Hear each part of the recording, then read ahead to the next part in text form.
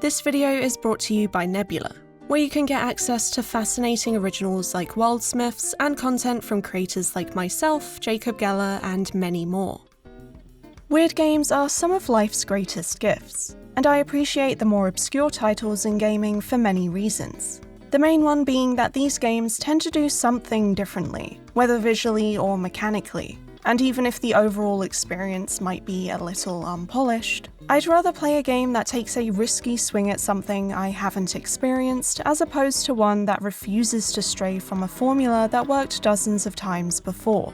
Sometimes though, they also offer me things I am familiar with, whether that be a specific place I've visited in my life or a specific nostalgia that I miss dearly, like the PS2 Gothic aesthetics reminiscent of the 2000s. Games filled with moments and dialogue that exist not because they make sense, but because they're just pretty damn cool. Very recently, I stumbled across a title that offered me everything I've mentioned, and I'm confident most of you haven't heard of it before. Kabus 22 is a Turkish survival horror game set in Istanbul, and that's quite literally all I knew about the game outside of a few screenshots before I booted it up.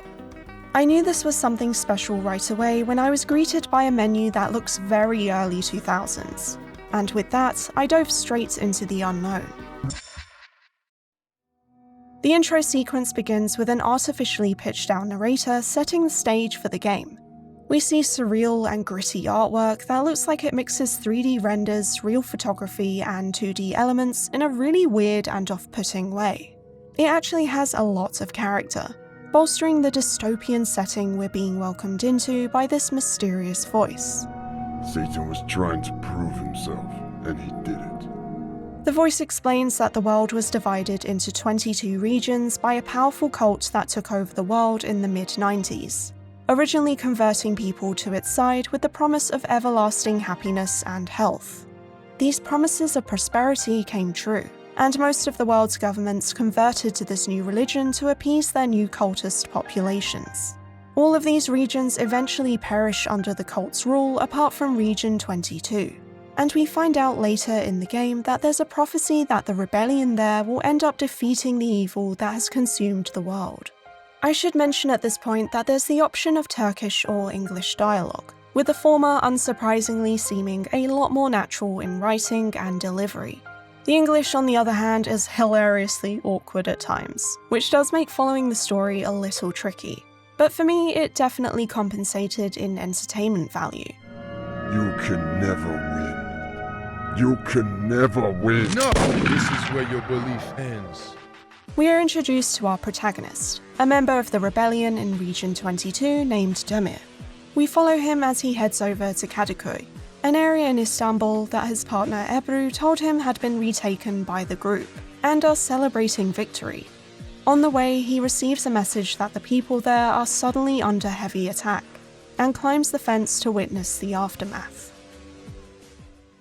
Kabus 22 plays much like your typical tank control survival horror game, and if it looks like my movement at times is all over the place, that would be because I couldn't be bothered to remap the gamepad controls to the D-pad, which is what I'm used to. So instead, I try to get used to the analog. It doesn't take long before Demir finds a dying soldier and takes the gun next to him. There are no monster encounters just yet, but you do get a loud ceiling jump scare that happens when you walk back through that corridor afterwards. Speaking of horribly loud noises, I need to warn you that there is a screeching high-pitched sound that happens whenever certain enemies are nearby. This is pretty contained to the first third of the game, and doesn't happen much beyond that. But it is pretty painful for the ears, and no amount of messing with the volume options seem to help with the occasional tinnitus simulation, though it is quite funny looking back on it. I continued on in my journey, and my expectations of this game being a Resident Evil clone were coming to fruition. I stumbled across my first fleshy enemy and dealt with it quickly enough, watching it combust into flames and disappear once defeated. It was shortly after this though when I was introduced to one of the game's many oddities, invisible enemies that then suddenly appear immediately in front of you. It's mostly fine when they're behind you as you're running away, but they can also end up blocking your path forward and getting an attack in. Which brings me on to the main issue I had, getting surrounded by enemies and stun-locked to oblivion. I later found out that this is probably due to the way AI works in Kabus. Essentially, the level is assigned a grid of tiles which the enemies use to find a route to the player. This means that if you're next to a wall, 3 opponents can block the adjacent tiles that you could possibly move into, making escape impossible unless you defeat them. Another problem is that even if you kill one and break away, any attacks from remaining enemies cause the player to turn to face wherever said damage came from. And because there is no quick turn button, it does make combat a little more frustrating than it needs to be, which probably wasn't helped by me fumbling the analog stick tank controls. Despite this though, getting through the majority of the game quite liberally taking damage wasn't too much of an issue until later, and the normal difficulty is generous with its resources. Aside from some serious combat messiness, I continued along enjoying exploring this rundown city, blasting freaks and solving puzzles, the latter of which aren't particularly challenging, and the bulk of the effort is just finding whatever object you need to initiate the puzzle, which you'll naturally stumble across when searching different areas. This task is made a lot easier given the clear map you're provided, showing you any locked doors or ones you've not yet interacted with. Not only that, but items you can pick up flash on screen, notifying you of their presence. And any key interactable things in the environment tend to stick out visually via placement or through deliberate camera angles. Throughout my first couple hours, Kabus was shaping up to be a solid survival horror experience. And the fun I was having especially in that first half made me really excited to see what else the game had in store for me. It's a little sad to admit, but I don't always get that feeling with games these days. A lot of the time I feel an obligation to finish a title to see the full story and consider it completed in my mind. But with Kabus 22, despite any of its faults, I was motivated by the delights that the moment-to-moment gameplay was providing me. It was a simple package of mechanics and visuals I'm familiar with. Whatever mental effort was taken out of me felt extra rewarded in turn. And just when I was getting to a point where I was wondering how to save my game, I ran across a large circle that was etched into the floor with the number 22, then glanced at the bottom of my screen to see the relieving the game was saved text. Contextualized saving mechanics are one of my favourite things to stumble across in games, so this made me very happy. Anyway, I continued my way through, meeting a guy who asks Demir to find his daughter. Turns out she's actually dead, and the man attempts to kill our protagonist when confronted, which doesn't end too well for him. Though reading the note he drops, we discover the evil cult promised to bring his daughter back if he murdered Demir, and how they manipulate people at their most vulnerable state to do their bidding. Speaking of vulnerable, we get a cutscene of Demir simply strolling down an alley before getting snatched away by a flying monster, and that is the end of the game. Just kidding. We get a panning shot of a typical Turkish living room and we're placed into the shoes of Ebru. Her section continues the game as normal, starting from a new location which seems to be her apartment building, soon leading out into some familiar streets. But alas, she too gets dragged off screen, after about 10 minutes of playtime. And so we're brought back to Demir, who wakes up on a hospital bed next to a doctor with whom he displays his fantastic conversational skills. You're the one who wouldn't open the door for me. How did I get here? Something attacked me. What are the chances of you trusting a voice behind a door when those dirty bastards are everywhere, soldier? But you getting injured gave me a chance to save someone. That's a doctor's obligation. Anyway, I must leave. I have to save someone. Ebru? Yes, but how? Have you seen her? No, I have not seen her, but you was calling out her name while you was unconscious. I'd say you should rest a bit more. Thank you for everything, but I must go now. Okay, it's up to you. This might be useful to you, and good luck. As I made my way out the building, there was a sudden gunshot that echoed through the rooms. Dreading the worst, I rushed back to the doctor, thinking he got attacked. But no. His very brief interaction with Demir managed to instill so much hopelessness and despair in the man that he decided to end it all before we even managed to step outside the building. Considering every person Demir has spoken to so far has ended up dead, it's not looking like a good track record. After finding more supplies and exploring what little more opened up in the area, we now have some fuel for one of the boats on a nearby pier. And just as we return to that part of the map, we're treated to one of my favourite cutscenes of the game.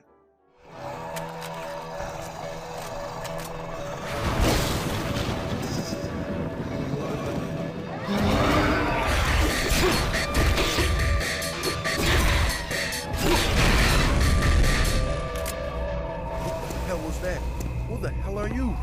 I'm Enzo. Okay, maybe you can tell me where all these creatures come from. See you at the Maiden Tower, then. Maiden Tower? What are you talking about? Hey, where are you? Come back here. Where did he go? What's happening here? Everyone's fine. Don't worry. Hey, bro! Utterly speechless after the arrival of Shadow the Hedgehog in human form, I made my way to the boat and headed over to the beautifully recreated Maiden Tower, where another wild tonal shift happened in the form of a first-person shooter minigame. Accompanied by some techno-rave music, you mow down a bunch of those flying creatures with a machine gun for a couple minutes. It felt completely random, and I love the game even more as a result. We solve a few puzzles, take in the sights, and shoot down a couple minor enemies before then making our way down a big hole, which marks the completion of the first third of the game and the start of another bizarre conversation between Inzar and Demir. Yes, I'm here. Now tell me where Ebru is. She is okay and safe. Which side are you on? And am I safe? Demir, with time, you'll learn everything. Alright, now tell me where I am and why you wanted me to come here. Where did all those creatures come from? You are where you are meant to be. This is your path to wake up the foolish people. This is the path to the beginning or the end. I know it's not going to be easy, because Satan is also on his side from now on. Just look around. I'm all alone. What can I do? You will succeed, just like the ones before you managed to succeed. This is your fate. Let's get real. I've seen you. You are capable of much more than what I can do. Will you help me? This is not the first time, and it won't be the last. The 22nd region is important to the New Order, as it is to the humans. As the prophecy says, the liberation will start from the 22nd region, because the Gaelus Stone is here, and is waiting for the Chosen One. The stone is indestructible, and guarded very well, because they know the stone is the key to the door that will lead to their destruction. I said, will you help? I just carry on my orders.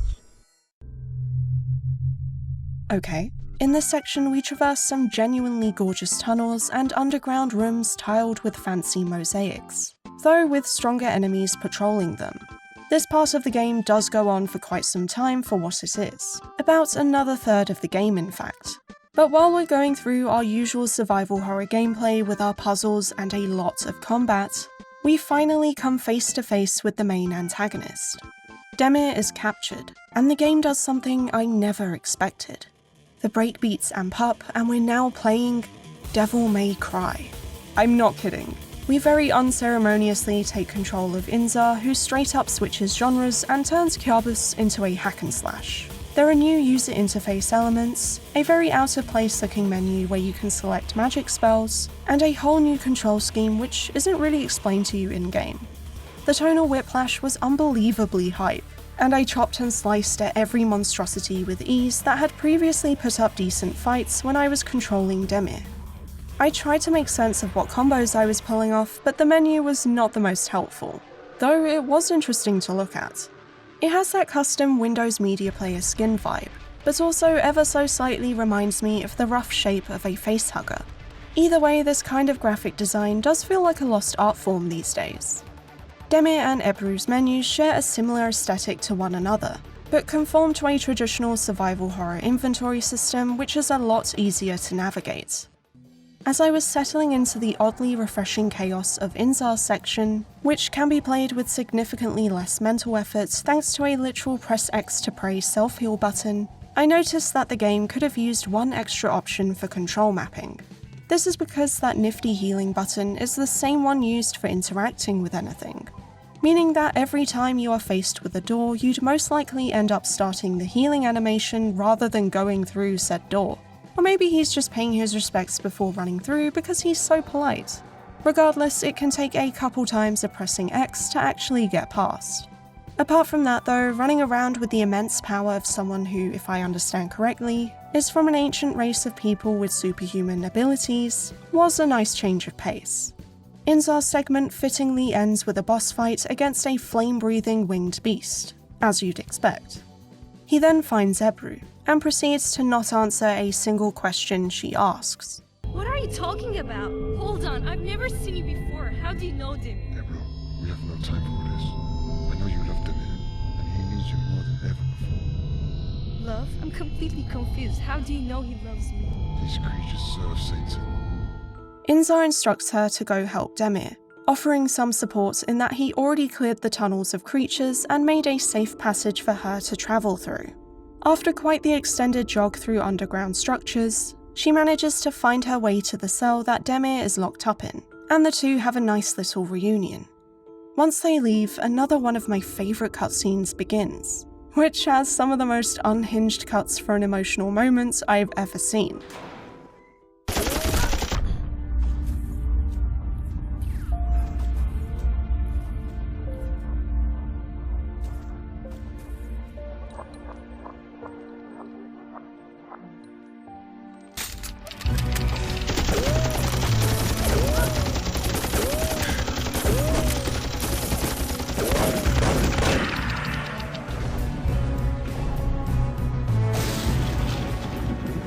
Please, God, please don't do this.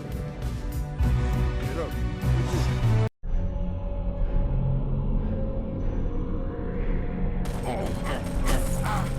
I know Kabus has a lot of funny moments which probably aren't intentional, but I do want to stress this isn't a weakness of the game by any stretch. It's genuinely endearing how camp certain parts end up being. What are you? Oh my god! And what most would call imperfections actually made up a lot of what I adored about my experience with Kabus 22. Anyway, while my hope of having more playable Ebru sections was crushed quite abruptly, I was then compensated with the best looking level in the game, which is sort of like the Turkish version of the Spencer Mansion.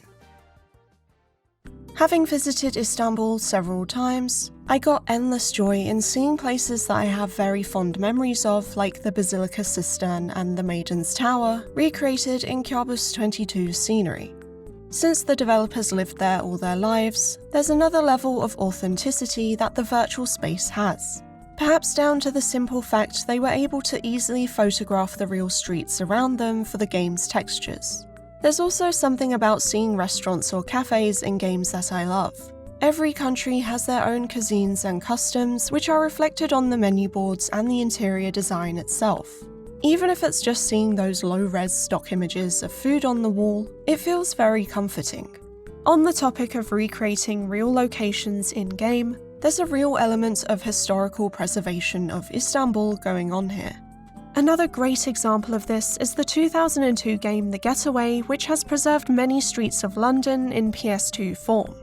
Cities change very quickly, and most buildings are endlessly refurbished or demolished and built on top of. So seeing shopfronts as they were back in the very early 2000s makes the game a kind of architectural museum. Some of the landmarks don't change much like in Kabus 22, but it's those regular eateries and stores that are so susceptible to change. It's the same thing with graphic design, and a huge reason why I love digging into websites and resources available on older games I cover. Seeing such distinctive site layouts and renders makes me feel so nostalgic, gifting me with another level of comfort in witnessing how creative and unique these things used to be. Not only that, but I discovered a separate minigame of sorts, which is basically a version of that machine gun segment but set in the opening level. It was refreshing seeing the streets from a new perspective, now littered with chaos and bullets compared to the relatively peaceful version in the main game. It even had scores which you could share on a leaderboard, though I didn't get any particularly impressive scores anyway. I've already talked about how I repeatedly had my path blocked by enemies, having to use up my ammo reserves to kill them and avoid being ripped to shreds every time I enter a hallway. Getting stun-locked by a group of enemies happened so much that I was just there thinking I have to be doing something wrong. But I thought I had enough healing items and ammo to make it through the game anyway, so whatever. Well, not whatever. because when it came to the final boss fight of Kabus 22, I set myself up for failure. I wasn't as conservative with my resources as I'd normally be in a survival horror game, having been thrown off by the wildly shifting tones and major changes in gameplay. And none of this would have been a problem had the final battle not required you to tank so much damage. The ammo wasn't necessarily an issue, it was the lack of healing items. Healing items which I had mostly used up because I got stun-locked about 30 times in my playthrough. The first phase of the final boss is all about getting surrounded by enemies, and it is impossible to not take damage. You kinda need to just throw grenades around and use some of your higher power weapons to hold off singular enemies as long as you can, before you inevitably get trapped once again. And don't go near the main antagonist either, because his barrier also hurts you. So whatever you do, don't get stuck next to that barrier. Anyway, the dire amount of healing items I had just weren't cutting it. So I went back to an earlier save and ran through the last level, jumping into the final boss a bit more prepared. Finally, I was reaching the second phase more consistently, and I learned the hard way not to have the heavier weapons armed because it slows down your movement speed, which is the singular most important thing in this phase. The evil man, who I didn't quite catch the name of, basically lobs two different spells at you. One is a normal projectile, and the other one places a red trap that continuously damages the protagonist until it disappears. As infuriating as all of this was, I couldn't help but laugh when I realised there is no music playing during this last phase. There's some gentle choir sounds in the background, but for the most part it's just the sound effect of the magic attacks and footsteps. Finally, after the last phase where the Ebru shield that the evil man conjures up combusts into flames, I got the prompt to use the Gale Stone, which by executing you have beaten the game. I rejoiced, anticipating the answers on so many story elements I didn't pick up on, and waited for my well-deserved closure.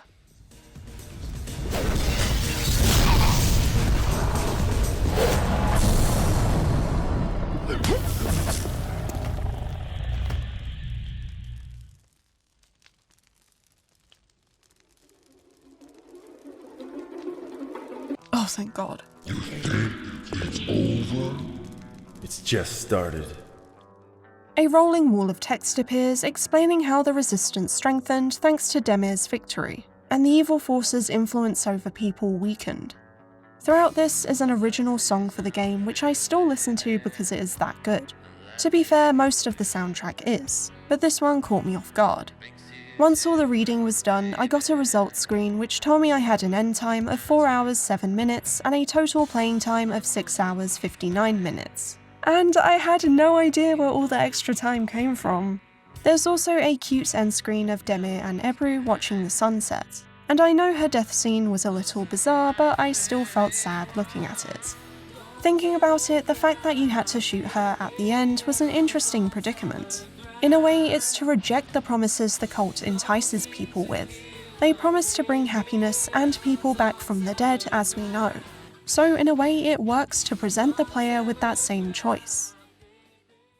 After finishing the game, I went on my usual hunt for old website files, and I found something that was simultaneously enlightening and soul-destroying.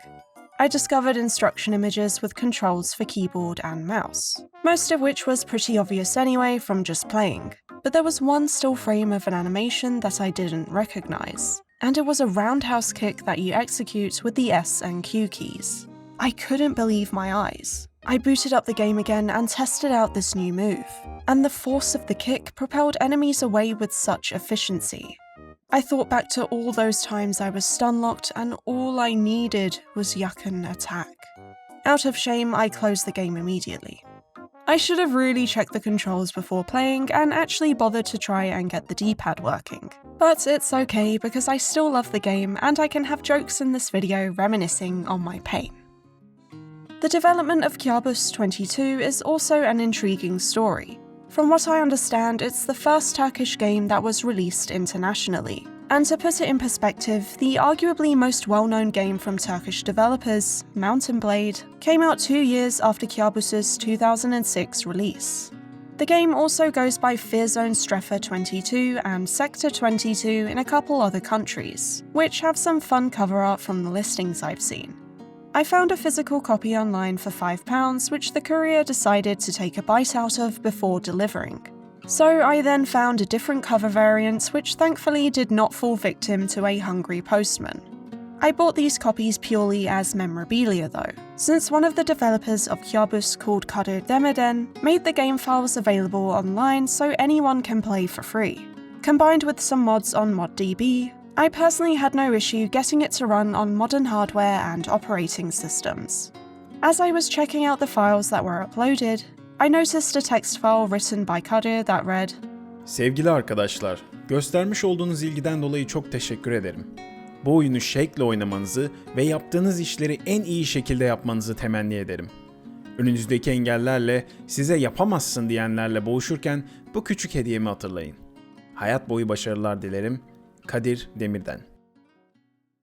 The work and obstacles that he's referencing stems from the difficulties he and the team had when it came to developing and releasing Kabus 22. At the time, Turkey's game industry was very much in its infancy, which presented numerous problems. Firstly, reliable resources for learning how to make video games apparently weren't easily accessible, according to a Q&A on the Lorem Ipsum channel with Kadir, and certainly no specific degrees for game development existed in Turkey at the time. He started making Kabus at home when he was around 22 years old along with a couple others, taking their project files over to each other's houses and showing their progress. For the game, they purchased 3D Game Studio for roughly $800, though they didn't have much choice back then as it was the only engine they could afford to use. As mentioned in the Q&A videos, development took around 3 years and came with many unpredictable obstacles, one of which was configuring the enemy AI pathfinding due to their lack of experience, manually providing instructions in a grid format as I mentioned earlier. There were of course better techniques that could have been used, but their access to such information was limited at the time, so they did their best for what little they had. Working within a team also presented issues, as there would be a lot of arguing throughout the creation process. The scope and quality of the game was quite stressful for the small group, and each person took on an overwhelming amount of responsibilities that caused a lot of anger to build up and explode. There were times where finishing the game felt impossible, but they still managed to push through to the end. However, even once the game was finished, they then had to go through the process of getting a kind of tax stamp in Turkey to be able to sell it. Unfortunately though, they were informed that video games didn't exist under current legislation, and that they would have to go to Parliament to get them to change the laws to include it. But it was also suggested that they could present it as a film for the tax stamp application instead, so that's what they did. The developers had to list themselves with roles such as cameraman, director, and other film-related titles, as well as even joining a filmmaker union. Finally, with all their new documentation, they returned to the office to get their stamp, and had an appointment where they were supposed to show them the entire game from start to finish for inspection. They put the CD in, hit play, and then Windows crashed. In a panic, they launched it in safe mode, and thankfully it worked. They informed the people they had the appointment with that the game would take 2 hours for them to complete. So the people stopped them, gave them their stamp, and just slapped on an 18+ age rating for the game for showing blood. As for the publisher in Turkey, there weren't any dedicated game stores that existed. It was actually an appliance store chain called Vestel that published and sold Kabus. You could technically buy a washing machine along with this survival horror hack-and-slash hybrid. Following the game's release, 2 of the members left Son Işık Studio, now named Motion Blur, leaving ownership to Kadir, who is still working in the industry. He says that they worked on a few different projects, some which are partially completed and others that are still ongoing, which will be announced as they near completion. When asked if he would continue to use places in Turkey for game settings, he answered that he of course would. The same way American, Japanese, or European developers make games and include their own country's authenticity and culture. They add a part of themselves. By doing this, he doesn't just want to make a local game and said that his initiatives so far have been global. But one thing that is important is that they can share their own culture, which also isn't often represented in games. As for re-releasing Kabus 22, Kada instead decided to make it available to play for free, as he was thankful that many reached out to him with a positive response towards the game. In fact, he also mentions a possible remake, even showing some early test footage. There's of course no guarantee it will happen, but I am definitely intrigued by the concept. Overall, I was delighted to have stumbled across this bizarre little game, and also to have learned more about the history of the game industry in countries that I normally don't hear much about in that respect. Hopefully, I was able to shed some light on both of those things, and maybe even convinced you to try out Kabus 22 for yourself. If you're interested in my future work covering titles ranging from horror to the bizarre and the beautiful, you're welcome to subscribe and stay notified. On the topic of the future of my channel, I also have two big announcements to make. The first is that I will finally be doing creative work full-time by August, which is something I've worked towards for the past 5 years. So I want to thank you all for watching my stuff and making that dream a reality for me. The second announcement is that I am now on Nebula, a streaming service filled with quality work by talented creators, many of whom I'm sure you're already aware of.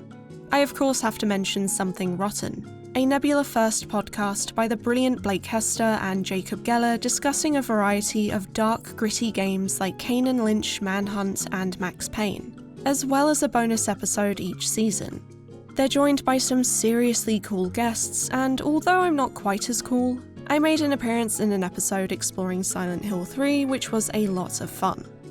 There are also Nebula originals like Worldsmiths, a series covering some of the greatest creative minds within games, film, and literature. This includes episodes about Junji Ito and Hidetaka Miyazaki, who you have definitely heard me bring up in some of my past videos on games like Siren, Demon's Souls, and Elden Ring. Nebula does a lot to support the creator community, which also includes me. In that way, joining couldn't have come at a better time, as I'm about to venture into the scary world of full-time creation. It means that I'm able to pursue making videos that I want to make, without worrying about how popular a topic is, allowing me to focus on what I'm passionate about, which, as you know, is usually the weirder or lesser-known games that exist. Yes, there are titles I plan to talk about that are more likely to get a higher amount of views, but there's also so much intriguing stuff that I want to give the spotlight to and share with you all without stressing about an algorithm.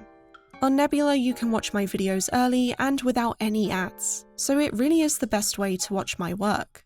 Not only that, but once I'm in the swing of making videos full-time, I'll also be uploading bonus videos that will be exclusive to the platform.